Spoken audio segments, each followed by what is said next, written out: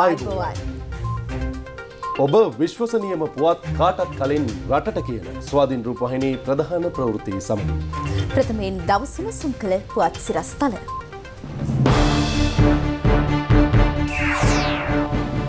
ලෝකයේ වෙනසත් එක්කම ශ්‍රී ලංකාවත් වේගවත්ව ඉදිරියට යා යුතුමයි. ජනපති කියයි. සුව ඇමතිනිය සුව වෙද්දී මන්ත්‍රීවරුන්ටත් සෙනෙකා විදිද්දිත් අදත් කොරෝනා පොකුරට 353ක්. තමන්ගේ බල ප්‍රදේශයේ පොලිස් ස්ථාන පරීක්ෂා කිරීමේ බලය මහේස්ත්‍රාත්වරුන්ට. ෆුල් ෆේස් හෙල්බටයට විරුද්ධ නොවන්න නීතිපතිගෙන් පොලිස්පතිට උපදෙස්. ඉන්දීය මධ්‍ය ප්‍රදේශයේදී බස් රථයක් ඇලකට පෙරළේ 37ක් මරුට. ශ්‍රී ලංකාව ගෝලීය පරිවර්තනයත් එක්ක වේගෙන් අනුගත වෙන්න ඕනි කියලා ජනාධිපති ගෝඨාභය රාජපක්ෂ මැතිතුමා අද අවධාරණය කළා. ජනාධිපතිතුමා එලෙස ප්‍රකාශ කළේ ශ්‍රීමත් ජෝන් කොතලාවල ආරක්ෂක විශ්වවිද්‍යාලයේ උපාධි ප්‍රදානෝත්සවයට එක්වමින්.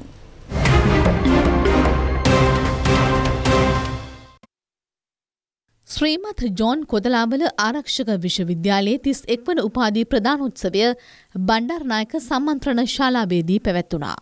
Our higher education system has to offer our students an education that will remain relevant despite fast changing circumstances and help them find gainful employment in future. All graduates from our university system need to have some knowledge about new technologies and at least a functional familiarity with computers if they are to have a chance to build successful future for themselves. Possessing a knowledge of English is another critical requirement for our youth. It is my vision that every single university graduate in future should be able to support themselves and contribute positively towards the country's economy. The governing body, Vice Chancellor, faculty and the staff of each university should have more freedom to determine, design, manage and deliver their programs of study. They should also be able to select the students they feel are best suited to learn at their institutions. Talented students too should have more freedom to choose their universities. I am confident that if all of you put in your best efforts, we can achieve the improvements our universities need to become globally competitive, high quality institutions that will uplift our youth and help strengthen our economy in the future, despite the rapid changes taking place in the world at large today. ආරක්ෂක අධ්‍යයන කළමනාකරණ, ව්‍යාපාර කළමනාකරණ, නීති, වෛද්‍ය, ඉංජිනේරු ප්‍රවර්ධන කළමනාකරණ, කාර්මික විද්‍යාව සහ සමාජ විද්‍යාව යන විශේෂ ක්ෂේත්‍ර ආවරණය කරමින් 1379 දෙනෙකුට උපාධි පිරිනැමුණා. ආචාර්ය උපාධිධාරීන් 5 දෙනෙක්, පශ්චාත් උපාධි ඩිප්ලෝමාධාරීන් 263 දෙනෙකුද මේ අතර වනවා. දක්ෂතම යුද හමුදා නිලධාරියා ලෙස දෙවන ලුතිනන් RMTEP රත්නායක, දක්ෂතම නාවික හමුදා නිලධාරියා ලෙස ලුතිනන් VS පලිහවඩන විශේෂ තිළින ලැබුවා. පියාසර නිලධාරී RGSD ගමගේ දක්ෂතම ගුවන් හමුදා නිලධාරියා ලෙසත් දෙවන ලුතිනන් RMTGP රත්නායක අතිශූර නිලධාරියා ලෙසත් ජනාධිපතිතුමන් අතින් තිළින ලබා ගත්තා. ආරක්ෂක ලේකම් විශ්‍රාමික ජෙනරාල් කමල් ගුණරත්න, ආරක්ෂක මාණ්ඩලික ප්‍රධානී යුද හමුදාපති ජෙනරාල් ශවේන්ද්‍ර සිල්වා, නාවික හමුදාපති වයිස් අඩ්මිරාල් නිශාන්ත උළුගේ තැන්න, ගුවන් හමුදාපති එයා මාර්ෂල් SK පතිරණ, පොලිස්පති CD වික්‍රමරත්න යන මහත්වරුන්, පාර්ලිමේන්තු මන්ත්‍රීවරුන් මෙන්ම විශේෂ ආරාධිතයන් රැසක් මෙම උත්සවයට සහභාගී වුණා. කොරෝනා ආසාදනය වුණු 353 දෙනෙකු අද දිනේ අලුතින් හඳුනා ගනිද්දී 1018 දෙනෙකුට සුවය ලැබලා රෝහල් වලින් පිටව යන්න පුළුවන් වුණා. ඒ වගේම සහන් සෞඛ්‍ය අමාත්‍යවරිය සුවය ලැබලා නිවසට යද්දී පාර්ලිමේන්තු මන්ත්‍රීවරුන්ට එන්නත් ලබා දීම ඉදිරි දින 3ේදී සිදු කරන්න කටයුතු සූදානම් කරලා තියෙනවා.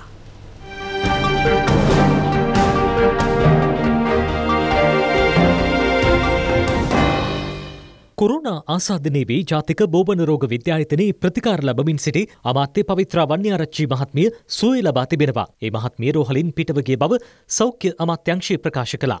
පාර්ලිමේන්තු මන්ත්‍රීවරුන්ට කොරුණා එනත ලබා දීම නාරහෙන් පිට යුද හමුදා රෝහලේදී අද සිදු කෙරුණා. අමාත්‍යවරුන් හා රාජ්‍ය අමාත්‍යවරුන් සහ පාර්ලිමේන්තු මන්ත්‍රීවරුන් 19 දෙනෙකු අද දිනේ එන්නත් ලබා ගත්තා. ජනාධිපතිතුමාගේ වැඩපිළිවෙල තමයි මුළු රටම එන්නත්කරණය කිරීම. ඉතින් ඒකෙන් අපි පළවෙනි අවස්ථාව සෞඛ්‍ය සේවකයින්ට ඊළඟට ආරක්ෂකාංශවලට ඊළඟට බස්නාහිර පළාතේ ජනතාව සමග ගැවසෙන වැඩිපුර ගැවසෙන මහ ජනතාවට ලබා දීම ආරම්භ කළා ඊළඟට පාර්ලිමේන්තු මන්ත්‍රීවරුන්. මන්ත්‍රී කෙනෙක්ගෙන් කාට හරි ජනතාවට විස බීජ යන්නත් පුළුවන්. දේශපාලනේ නොකර පැත්තේ ඉන්න බෑ. ජනතාව බලාපොරොත්තු වෙනවා අපි එන්න ඕනේ ඒගොල්ලෝ හම්බෙන්න කියලා. මම නම් කියන්නේ කොහොමද ඉතින් ඔක්කොටම එකට දෙන්න පුළුවන් නම් හොඳයි.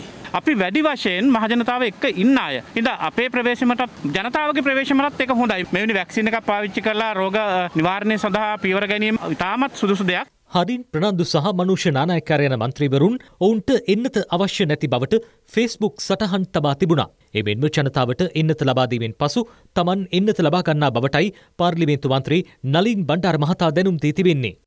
බෙරටින් හඳුනාගත් සමස්ත කොරුණා ආසාදිතයන් සංඛ්‍යාව 76781ක්. 5949 දෙනෙකු රෝහල්වල ප්‍රතිකාර ලබනවා. රෝගීන් 1018 දෙනෙකු අද දිනේ සුවය ලැබීමත් සමග පූර්ණ සුවය ලැබූ සංඛ්‍යාව 70429ක් දක්වා ඉහළ ගියා. කළුතර ජාතික සෞඛ්‍ය විද්‍යායතනයේ PCR යන්ත්‍ර දෙකක් සහිත නව විද්‍යාකාරය විවෘත කිරීම සෞඛ්‍ය සේවා අධ්‍යක්ෂ ජෙනරාල් වෛද්‍ය අසීල ගුණවර්ධන මහතාගේ ප්‍රධානත්වයෙන් සිදු කෙරුණා. ඒ සඳහා වැය කළ මුදල රුපියල් මිලියන 20ක්.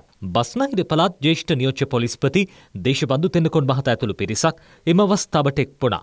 ගම්පහ දිස්ත්‍රික් සමාජීය යටිතල පහසුකම් සංවර්ධන කමිටු රැස්වීම අමාත්‍ය නාමල් රාජපක්ෂ මහතාගේ ප්‍රධානත්වයෙන් පැවැත්වුණා. කොළඹ සහ ගම්පහ දිස්ත්‍රික්කවල ජනතාවට එන්නත් ලබා දීම සම්බන්ධයෙන් එහිදී අමාත්‍යවරයා අදහස් පළ කළා. ඉතාමත් ඉක්මනින් මේ දිස්ත්‍රික්ක දෙකේ විශේෂයෙන්ම කොරෝනා වසංගතයේ තියෙන ඩෙන්සිටි එක වැඩි දිස්ත්‍රික්කයක් විදිහට හඳුන්වාගෙන තියෙන නිසා ඉතාමත් කඩිනම මේ මැදිහත් වීම තුල එන්නත ලබා දෙන්න පුළුවන්. ඉතින් බොහෝ දෙනෙක්ට උමනාව තියෙනවා මේ කොළඹයි ගම්පහයි වහලා තියාගන්න. දැන් ඒක නෙවෙයි කළ යුත්තේ. අපි මෙතෙක්කල් මේක පාලනය කරගෙන ආව ව්‍යාප්තිය හැකිතාක් ඒකෙදි අපි දන්නවා ඉතාමත් නාගරික ප්‍රදේශ විදියට ඉතාමත් ජනතාව අපහසුතාවයකට පත් වුණත් අපි ජනතාවගේ පැත්තෙනුත් අපි ස්තුතිවන්ත වෙන්න ඕනේ.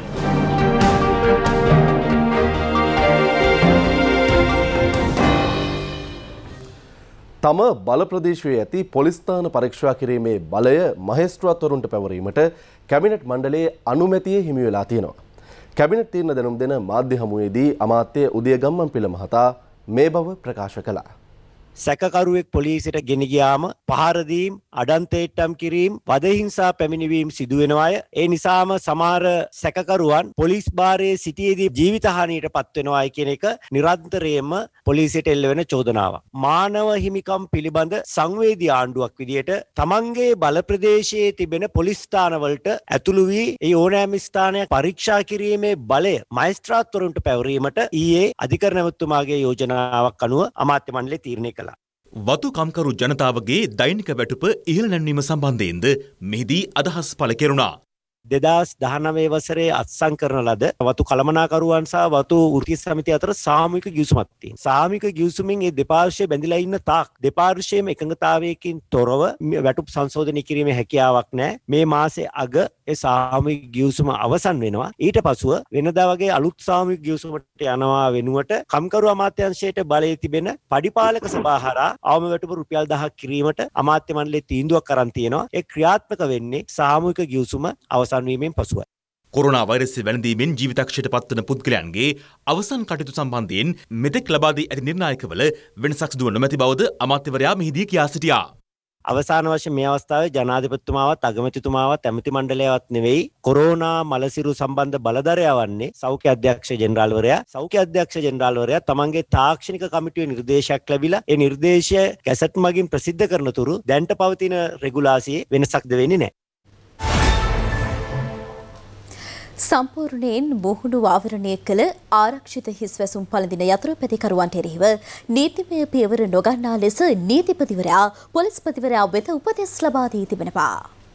වැල්ලවාය ප්‍රදේශයේ පදිංචි නාමල් ප්‍රසංක නැමැති යතුරුපැදිකරුවෙකු ඉදිරිපත් කළ රීඩ් පෙත්සමක් අභ්‍යාචනාධිකරණය හමුවේ කැඳ වූ අවස්ථාවේදී නීතිපතිවරයා වෙනුවෙන් පෙනී සිටි නියෝජ්‍ය සොලිසිටර් ජෙනරාල් පාරින්ද රණසිංහ මහතා මෙම දැනුම් දීම කළා. පෙත්සම් කරු සඳහන් කර තිබුණේ මුහුණු ආවරණය කළ හෙල්මටයක් පැළඳ ගමන් කළේ යයි චෝදනා කරමින් වැල්ලවාය පොලිසිය තමාට එරෙහිව වැල්ලවාය මහේස්ත්‍රාත් අධිකරණයේ නඩුවක් ගොනු කර ඇති බවයි. 2017 වසරේ අංක 2 දරන මෝටර් යතුරුපැදි ආරක්ෂක රෙගුලාසිය යටතේ මෙම නඩුව ගොනු කර ඇති අතර එම රෙගුලාසිය නිසි පරිදි පාර්ලිමේන්තුව මගින් අනුමත කර නොමැති බැවින් අදාළ නඩු පැවරීම නීතියට පටහැනි බව පෙත්සමේ සඳහන් කර තිබෙනවා. යුගාන්ති අපේ රටේ පොලිසිය ඉතාමත් කාර්යක්ෂම පොලිසියක්. සිවිල් ආරක්ෂාව වෙනුවෙන් පොලිස් නිලධාරීන් පැය 24ම අවදියෙන් ඉන්නේ. ඔසහන් ජනතා සේවයට කැප වෙලා ඉන්න ශ්‍රී ලංකා පොලිස් දෙපාර්තමේන්තුවේ නිලධාරීන්ගේ පරිහරණයට ජීප් රථ 31ක්, බස් රථ 4ක්, වෑන් රථ 10ක් ජපාන් රජය තෑග්ගක් විදියට දීලා. අන්නේ තෑග්ග ජනාධිපති ගෝඨාභය රාජපක්ෂ මැතිතුමාට සංකේතවත්ව බාර දීම අද සිද්ධ කෙරුණා. ශ්‍රී ලංකාවේ ජපන් තානාපති අකිරා සුගියාමා මහතායි ජනාධිපතිතුමා වෙත මෙම වාහන බහර දීම සිදු කළේ. වාහනවල තත්ත්වය විමසා බැලූ ජනාධිපතිතුමා තානාපතිවරයා සමග සුහද කතාබහකද නිරත වුණා. රුපියල් මිලියන 1250ක පූර්ණ ප්‍රදානයක් ලෙස ශ්‍රී ලංකා රජයට ලැබෙන පරිත්‍යාගයේ පළමු පියවර ලෙසයි මෙම වාහන බහර දීමට කටයුතු කෙරුණේ. ඒවායි වටිනාකම රුපියල් මිලියන 775ක්. දෙවැනි පියවර ලෙස තවත් වාහන සහ අති නවීන සෝදිසි උපකරණ තොගයක් ඉදිරි කාලයේදී ලබා දීමට නියමිතයි. ජීප් රථ 25ක්, යතුරුපැදි 1150ක්, සර්ච් ගේට්ස් 7ක් ඇතුළු වාහන සහ උපකරණ ඒ යටතේ පිරිනැමෙනවා. මහජන ආරක්ෂක අමාත්‍ය ආචාර්ය සරත් වීරසේකර, අමාත්‍යාංශ ලේකම් විශ්‍රාමික මේජර් ජෙනරාල් ජගත් අල්විස්, පොලිස්පති සී.ඩී. වික්‍රමරත්න යන මහතුරුන් ඇතුළු පිරිසක් මෙම අවස්ථාවට එක්ව සිටියා. සතොස ජාලය ඔස්සේ අත්‍යවශ්‍ය භාණ්ඩ සහන මිල ගණන් යටතේ අලෙවි කිරීමේ වැඩපිළිවෙලට අදාළව සැපයුම්කරුවන්ට ගෙවීම් සිදු කිරීම අද සිදු කෙරුණා. ඒ අමාත්‍ය ආචාර්ය බන්දුල ගුණවර්ධන මහතාගේ ප්‍රධානත්වයෙන්. අද දිනේදී සැපයුම්කරුවන් 20 දෙනෙකුට මුදල් ලබා දීමට කටයුතු කෙරුණා. ලබා දුන් මුදල රුපියල් මිලියන 147ක්. මේදී අමාත්‍ය ආචාර්ය බන්දුල ගුණවර්ධන මහතා ප්‍රකාශ කළේ 2015-2020 කාලය තුලදී සතොස දිගින් දිගටම පාඩු ලබා ඇති අතර සැපයුම්කරුවන්ට ගෙවීමට ඇති හිඟ මුදල රුපියල් බිලියන 8ක් බවයි. ඉතිහාසයේ නොවිරු ආකාරයෙන් සතොස අලෙවි ප්‍රමාණය ඉහළ ගිහිල්ලා තියෙනවා. ඉතින් අපිට මේ ඇති කරගන්න විශ්වාසයට කලින් රාජ්‍ය ආයතනවල තිබුණ කීර්තිනාමය තරම් හොඳ එකක් නෙමෙයි. පසුගිය 2015, 16, 17, 18, 19, 20 කියන සියලුම වර්ෂවල ලංකා සතොස ආයතනයේ දිගින් දිගටම අලාභ විඳලා තියෙනවා පමණක් නොව ඒ අලාභයේ විශාල ලෙස වැඩි වෙලා තියෙනවා. අලාභ වැඩි වෙලා තිබීම කරන කොටගෙනම මේ සැපියුම් කරුවන්ට භාණ්ඩ සපයපු අයට ගෙවන මුදල් ගෙවලා නැහැ. රුපියල් බිලියන 8කට ආසන්න මුදලක් අපි ඔබතුමන්ලට ණයයි. ඒ ණය මුදල ඉක්මනින් ගෙවන්න බලාපොරොත්තු වෙන අතර COVID-19 වසංගතයේ යටතේ විශාල ලෙස පීඩාවට පත්වෙච්ච ජනතාවට සාහන සැලසීම සඳහා ගෙනියන මේ වැඩපිළිවෙල අපි දෙගොල්ලන්ගේ සහයෝගයෙන් ලාභ පරමාර්ථයම මුල් කරගන්න නැතුව ගෙන යාම සඳහා උදව්වක් ලෙස තමයි අලුත් විශ්වාසයක් ගොඩනගමින් චෙක්පත් අද දිනේදී ප්‍රදානය කරන්නේ. මේ දවස්වල දේශපාලන වේදිකාවේ අලුත්ම මාතෘකාව වෙලා තියෙන්නේ ಭಾರತೀಯ ජනතා පක්ෂයේ ශාඛාවක් ලංකාවේ ආරම්භ කරන්න යනවා කියන ප්‍රවෘත්තිය. අන්න ඒ ගැන දේශපාලඥයන් ගණනාවක්ම අද තමන්ගේ මතිමතාන්තර ප්‍රකාශ කරලා තියෙනවා. ඉන්දියාවේ ආණ්ඩුව ඒ වෙන දෙයක් කරුවා නම් අපි පොඩ්ඩක් කලබල වෙන්න ඕන. දැන් ඔය ප්‍රකාශයට ඊයේ අනිත් දේශපාලන පක්ෂ ඉන්දියාවේ විරෝධතාවය දක්වලා තියෙනවා. ස්වාධීන රාජ්‍යයකට මෙවැනි ප්‍රකාශයක් කරනවා කියලා ඉන්දියාවේ පාර්ලිමේන්තුවේ සමාන පක්ෂ විරෝධතාවය දක්වලා තියෙනවා. අපි කුඩා රටක් වෙන්න පුළුවන්. හැබැයි අපි සම්පූර්ණ ප්‍රජාතන්ත්‍රවාදී අපිට නිදහස් රටක්. අපි කාටවත් බැඳිලා නැහැ. අපි ගැටුමක් ඇති කරගන්න කවුරුත් එක්ක උත්සාහ දරන්නේ නැහැ. අපේ රටට ගැලපෙන තීන්දුව තමයි අපි ගන්න හැම වෙලාවෙම. මම හිතන්නේ සමහරලාට ඒගොල්ලන්ගේ දේශපාලන ස්ථාවරයන් හදාගන්න මේ වගේ දේවල් කියනවා ඇති. ඒ සත්‍යයක් නම් අපි සම්පූර්ණයෙන් හෙලා දකිනවා. මේ රට ස්වෛරී ස්වාධීන නිදහස් නිවහල් රාජ්‍යයක්. මේ රටේ වීර මුතුන් මිත්තෝ පවා තමන්ගේ ඇටමස් ලේ නහර පූජා කරලා අපිට මේ මාතෘ භූමිය උරුම කරලා දීලා තියෙන්නේ. වෙනත් කුමන මහ බලවතෙක්ට හෝ යටත් විජිතයක් බවට පත් කරන්න ගෝඨාභය රාජපක්ෂ ජනාධිපතිතුමා හෝ අපේ රජයක් තුන් හිතකින්වත් ඉඩ ප්‍රස්තාව ලබා දෙන්නේ නැහැ. මේක ඉන්දියානු රජය විසින් කරපු ප්‍රකාශයක් නෙමෙයි. මේක ප්‍රධාන මන්ත්‍රීවරයෙක් කළ ප්‍රකාශයක්. අපෙත් හිටියනේ ප්‍රධාන මන්ත්‍රීවරයෙක් විග්නේෂන් කියලා. එතුමාත් කියවනේ උතුරේ සිංහලයාට ජීවත් වෙන්න අයිතියක් නැහැ කියලා. ඉතින් ඒ වගේ මේ රටෙත් ඉන්නවා ඇති. නමුත් මේක ස්වාධීන රටක්. ඒක ඉන්දියානු රජයේ මතයක් නෙමෙයි. අපේ රටේ ස්වාධිපත්‍ය රැකගෙන අපි කටයුතු කරනවා. ඉතින් ඒ සම්බන්ධයෙන් වෙන කාටවත් ඇඟිලි ගහන්න බෑ. පක්ෂ කාර්යාලයක් විදේශ රටක තියෙන්න පුළුවන්ද? අපේ පක්ෂයේ ඉතාලියේ බ්‍රාන්ච් එකක් තියෙනවා. එංගලන්තේ, ඇමරිකාවේ, ඕස්ට්‍රේලියාවේ තියෙනවා. නමුත් අපි ඒ පක්ෂ ලාංඡනයෙන් එහෙ ඡන්ද ඉල්ලන්න ගිහිල්ලා නැහැ කොහෙවත්. ඉන්දියාවේ ඉන්දියා කොංග්‍රස් පක්ෂයේ කාර්යාලයක් සහ කණ්ඩායමක් එකට ඉන්න පුළුවන්. අලුත් පක්ෂයක් ලියාපදිංචි වීම පිළිබඳ කිසි ගැටලුවක් නැහැ. නමුත් වෙනත් රටක තිබෙන පක්ෂයක් අපේ රටේ පක්ෂයක් හැටියට ලියාපදිංචි වීම ගැටලු සහගතයි. මේ අනිසි බලපෑමක්ද කරන්නේ? ඔය විහිළුවට යම් යම් රසකතා කියලා ඔවැනි සිංගිති ආතල් එකක් ලබා දෙන්නට උත්සාහ ගත්තට මම හිතන්නේ එවැනි ආකාරයෙන් දෙයක් ක්‍රියාත්මක කරන්න මේ රටේ නායකත්වය මේ රටේ ජනතාව සහ විශේෂයෙන්ම මැතිවරණ කොමිසම ඉඩ ලබා දෙයි කියලා.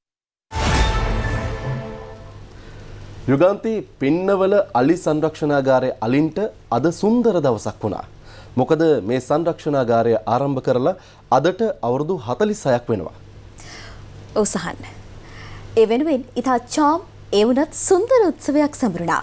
මහා සංඝරත්නය වැඩම කරලා අලියතුන්ට පිරිත් නූල් කැට ගහලා ආශිර්වාද කරලා කිරිපත් පළතුරු වලිනුත් සංග්‍රහ කරලා තමයි මේ කටයුත්ත සිද්ධ කළේ.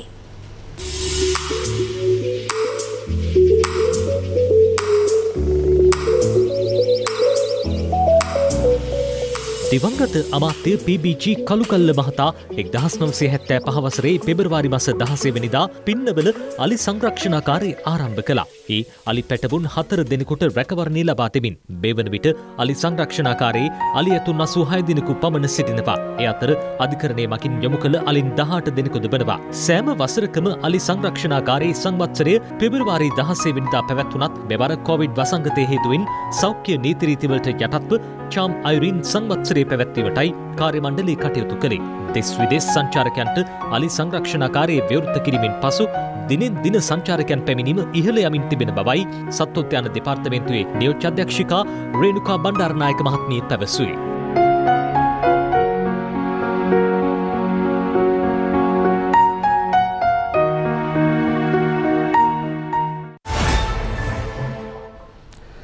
ජනතාවගේ දියරකිරි භාවිතය ඉහළ නංවන්න පුළුවන් වැඩපිළිවෙලක් සකස් කරලා තියෙනවා කියලා මහින්දානන්ද අලුත්ගමගේ ඇමතිවරයා කියනවා. මෙවර අයවැයනුත් ඒ වෙනුවෙන් රුපියල් මිලියන 636ක් වෙන් කරලා තියෙනවා කියලත් ඇමතිවරයා කිව්වා. ආනයන මත යැපෙන ආර්ථිකයෙන් මිදිලා නිෂ්පාදන ආර්ථිකයකට ගිහිල්ලා නිෂ්පාදන අතිරික්තයක් හදලා ඒ අතිරික්තය අපනයනය කිරීම තමයි කෘෂිකර්මාන්ත අමාත්‍යාංශයේ හමුවේ තියෙන අභියෝගය. ඒ නිසා ඉදිරි වසර 4 තුල අපි බලාපොරොත්තු වෙනවා මේ රටට මේ ආනයනය කරපු සියලු දේ මේ රටේ නිෂ්පාදනය කරලා ජාතික ආර්ථිකයට එක්කහු කරන්න. ඒ නිසා මේ අවුරුද්දේ අයවැයෙන් අපිට බිලියන 1.5ක් වෙන් කරලා තියෙනවා. අපි ප්‍රධාන වතු සමාගම් එක සාකච්ඡා කරා මහා පරිමාණ වේ ගොවි පොළවල් 5ක් ඇති කරන්න අපේ ඉන්න ලක්ෂ 2.5 සත්තුන්ගේ කිරිපිටි දල වශයෙන් ගත්තොත් ලීටර් 3යි දවසකට අපි කිරිපිටි ගන්න. අපි බලාපොරොත්තු වෙනවා මේක කිරි ලීටර් 2 තියෙන එක ලීටර් 5 දක්වා වැඩි කරන්න. ඉතින් අපේ බලාපොරොත්තුව තමයි කිරිපිටි සම්පූර්ණයෙන් ආනයනය නවත්තලා දියර කිරි වලින් ස්වයංපෝෂිත රටක් කරන්න. කටපාඩම් කර ගැනීම සඳහා විෂය කරුණු සම්භාරයක් දරුවන්ට ඉගැන්වීම වත්මන් අධ්‍යාපන ක්‍රමයේ පවතින විශාල දුර්වලතාවයක් බව අමාත්‍ය මහාචාර්ය ජී.එල්. පීරිස් මහතා පවසනවා. අද අධ්‍යාපනයේ ලොකු දුර්වලතාවයක් තමයි අපි මේ ළමයාගේ සිතට ඇතුළු කරනවා විශාල කරුණු සමුදායක්. ඒතකොට ඒවා ඔක්කොම මතක තබාගෙන විභාගයේ ඒවා වැමෑරීම තමයි අද හුඟක් දුරට බලාපොරොත්තු වෙන්නේ. ඉතින් ඒකෙන් දරුවාගේ පෞරුෂය, නිර්මාණශීලීභාවය, උත්පාදක ශක්තිය කිසිසේත් වර්ධනය වෙන්නේ නැහැ. මේක අංග සම්පූර්ණ අධ්‍යාපනයක් නෙවෙයි.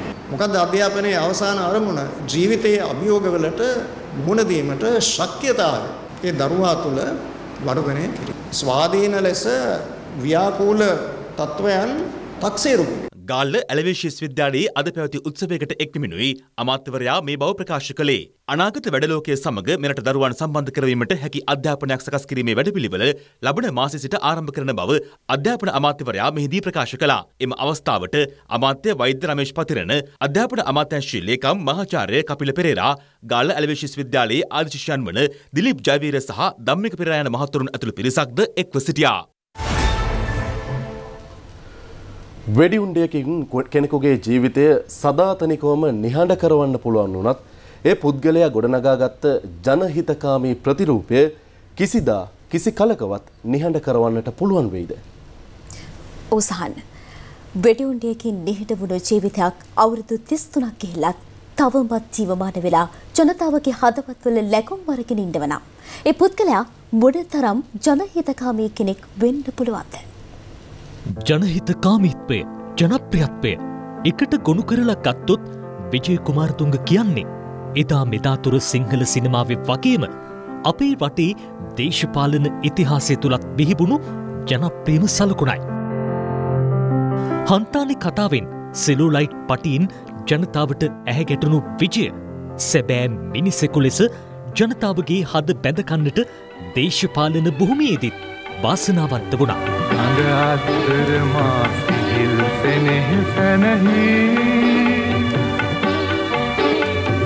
හද සම්පත විය අනුහස් ආසිරිගී ඔබ හමුවේ මා මුවගොලුවා. සිනමාවේදී දැක්ක සොඳුරු නළුවට වැඩිය දේශපාලන පොරපිටියේදී විජය සැබෑ ජනහිතකාමියෙක්ම වුණා. පක්ෂයක් තිබුණට පාටක් තිබුණට ලකුණක් තිබුණට විජය කුමාරතුංග නම් දේශපාලනඥයාගේ පක්ෂය වුණේ දුක් විඳින ජනතාවයි. LTTE ත්‍රස්තයන්ගේ ම්ලේච්ඡත්වයේ ග්‍රහණයට හසුවුණු අපේ රණවිරුවන් බේරගන්න විජය කුමාරතුංගයන් කොටි කටටම ගියේ මනුෂ්‍යත්වයේ පෙරදැරි කරගෙනමයි. Who is fighting for the oppressed people in this country, no matter whether they are Sinhalese or Tamils or Muslims. සිංහලයට වෛර බැඳගෙන හිටපු කොටි ත්‍රස්තයන් විජයව පිළිගත්තේ හතුරෙක් විදිහට නෙවෙයි, තමන්ගේ ළඟම මිතුරෙක් විදිහටයි.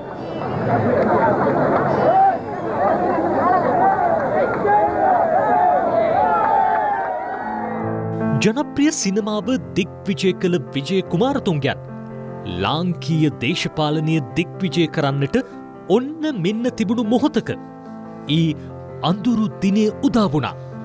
ඊ අදින් මීට අවුරුදු 33කට කලින් 1988 පෙබරවාරි 16 වෙනිදා පොල්හීන්ගොඩ තමන්ගේ නිවසේ ගේට්ටුව අසලට ආපු තරුණයන් දෙදෙනාට සුහදව ආමන්ත්‍රණය කරමින් ආපු විජය කුමාරතුංගයන් මේ තමන්ගේ මරුව යැයි කිසි විටකදීවත් හිතන්නට නැතුව ඇති. ජනතා විමුක්ති පෙරමුණේ ලී පිපාසයේ එක් පැත්තකින් අනික් පැත්තෙන් UNP රාජ්‍ය ත්‍රස්තවාදය.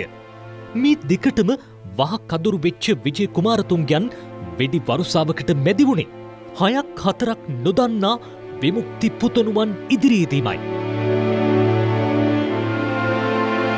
රටක්ම ආදරය කරපු ඒ වගේම රටටම ආදරය කරපු විජය කුමාරතුංග නම් ඒ අසාමාන්‍ය මිනිසා සදහටම නිහඬ කරපුදා පසු කලෙක ඒ විදිහටම ඝාතනයට ලක්වුණු අපේ කාලේ සැබෑ මාධ්‍යවේදියා ප්‍රේමකීර්තිද අල්විස් ඒ පුවත ගුවන් විදුලිය හරහා රටටම කිව්වා. මෙන්න විශේෂ ප්‍රවෘත්තියක්.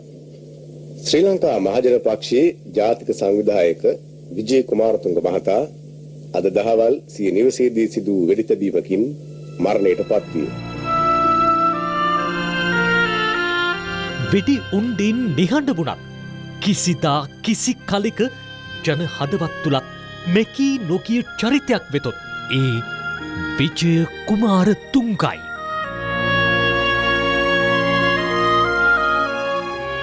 මම ටික දවසකට මෙහි යනවා.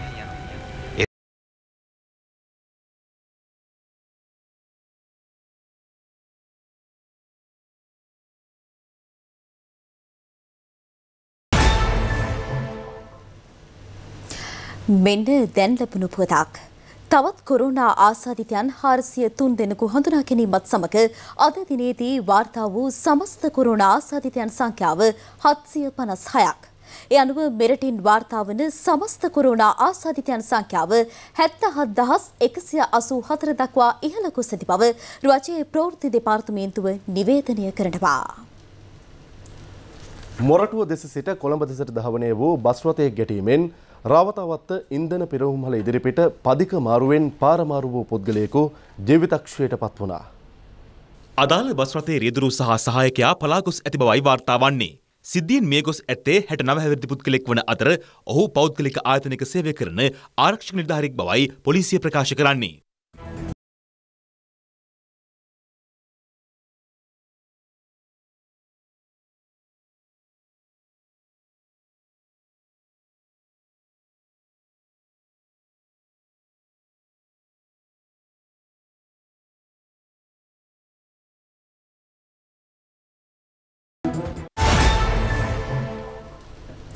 ශ්‍රී ලංකා ටෙලිකොම් මොබිටෙල් සමාගම හා විදුලි සංදේශන නියාමන කොමිෂන් සභාව එක්ව ක්‍රියාත්මක කරන ගමට සංනිවේදන ව්‍යාපෘතිය රත්නපුර ඉහළ කලගම කඳුකර කම්මානයේදී ආරම්භ කෙරුණා. ග්‍රාමීය ප්‍රදේශ සවිබල ගැන්වීමේ අරමුණින් ගමට සංනිවේදනය ව්‍යාපෘතිය ක්‍රියාත්මක කරනවා. දිවයිනම ආවරණය කරන පරිදි 4G බ්‍රෝඩ්බෑන්ඩ් සම්බන්ධතා ලබා දීම මේ යටතේ සිදු කරන බවයි ශ්‍රී ලංකා ටෙලිකොම් මොබිටෙල් සමාගම සඳහන් කරන්නේ. ව්‍යාපෘතිය ආරම්භ කිරීමේ අවස්ථාවට විවිධ ආයතන සහ සමාගම් නියෝජනය කරමින් නියෝජිතයන් රැසක් එක් වුණා. සංනිවේදන පහසුකම් වැඩි දියුණු කිරීම වෙනුවෙන් ශ්‍රී ලංකා විදුලි සංදේශ නියාමන කොමිෂන් සභාවේ අධ්‍යක්ෂ ජනරාල් ඕෂධ සේනානායක මහතාගෙන් ඉටුවන සේවාව අගය කරමින් සැමරුම් තිලනයක්ද පිරිනැමුණා. ඒ සමගින් ස්වාධීන රූපවාහිනී ප්‍රධාන ප්‍රවෘත්ති අවසන්. ඔබට සුබ රාත්‍රියක්. ආයුබෝවන්.